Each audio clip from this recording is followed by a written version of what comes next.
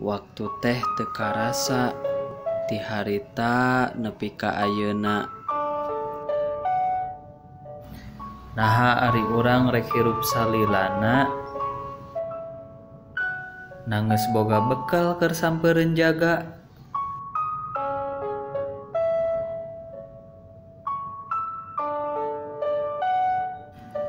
Umur teh tinggal saeutik,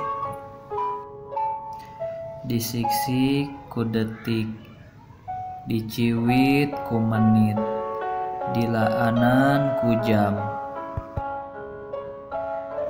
Muterna waktu ti saban ka saban, ti poe ka poe, ti minggu nepi ka minggu, mapai bulan naek ka taun. Teu karasa dosa loba nu dipilampah, loba ibadah nu can dipilampah. Ari urang saha, naha menisa ngeunahna. Hirup saukur ngagugulung perkara anu moal dibawa sampeureun jaga.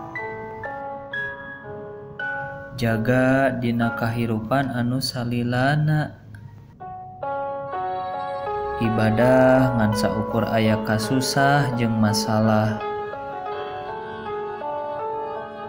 Keur bungah boro-boro ibadah, inget pangeran ge teu pernah.